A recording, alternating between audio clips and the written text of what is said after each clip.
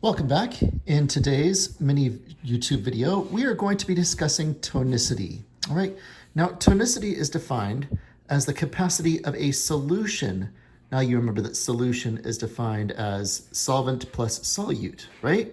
Like salt water is a solution where water is the solvent and salt is the solute solution, right?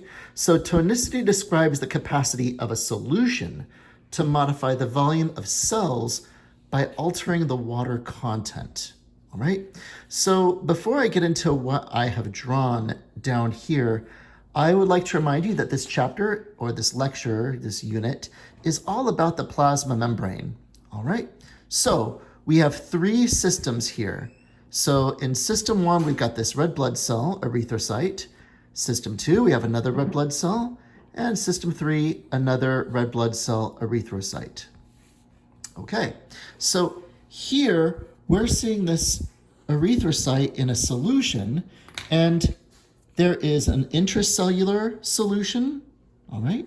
That is the cytosol, and an extracellular solution. So let's describe the solution inside of the cell. Let's say that it's 98%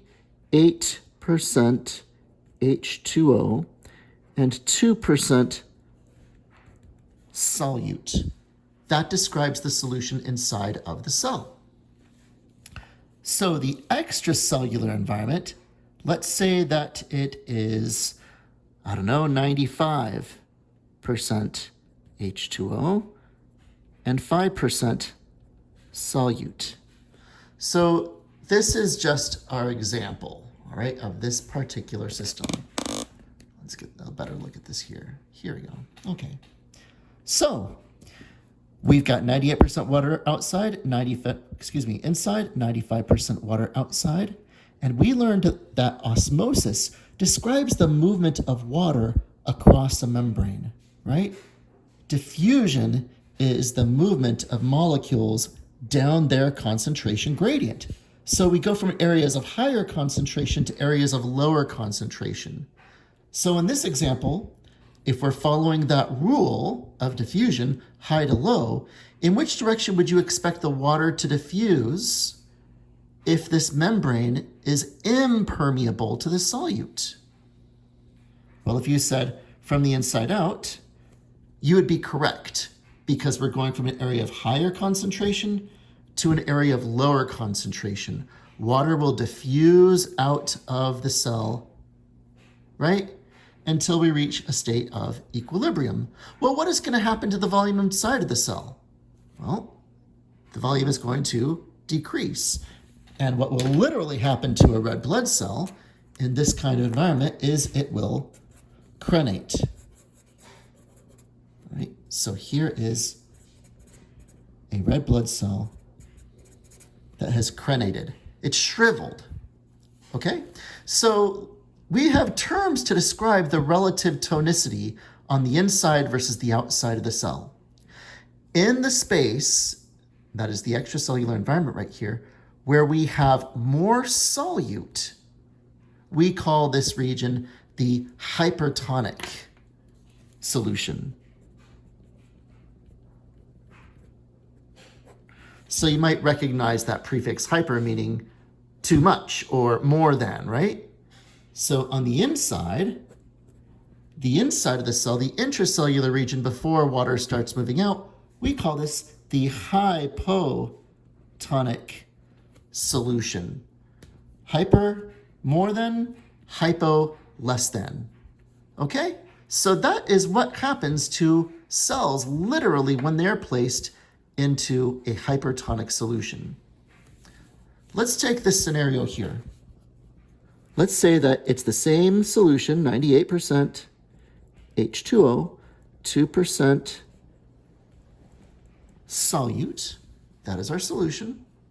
But in this system right here, let's say that this is 100% H2O. Okay? In which direction is the water going to flow if water moves down its concentration gradient? It will flow to the inside, right? So what will happen to the cell? That's not a sun. That is a red cell undergoing hemolysis. We can just simply call this lysis. A cell will burst. And when it's blood cells, we call it hemolysis or hemolysis, potato, potato. But that red blood cell will take on so much water that it will literally explode. Okay? So, which is the hypertonic side in this scenario? Is it the intracellular environment or the extracellular environment?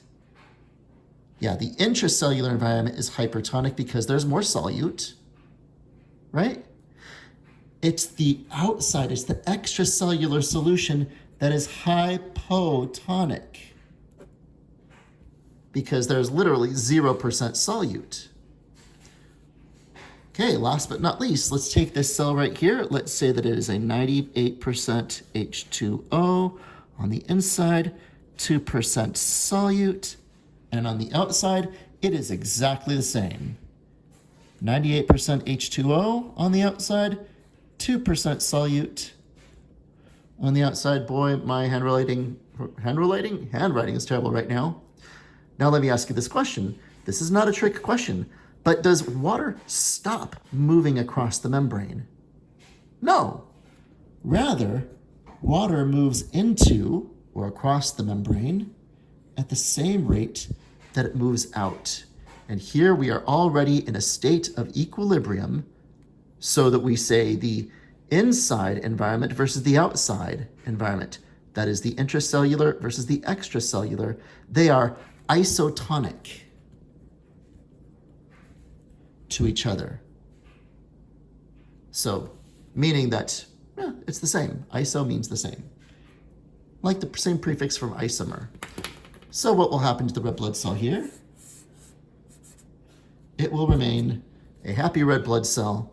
And this is why, if you have ever had an IV drip, that solution that they give you, the saline solution, is isotonic that they let drip into one of your veins. It has to be because they don't want your cells to be exposed to a hypotonic environment where they would swell and burst and lyse. They don't want to expose your cells to too salty of a solution to create a hypertonic environment where your cells will crenate. Rather, they give you an isotonic solution of saline. Okay, that's all I've got for you for tonicity.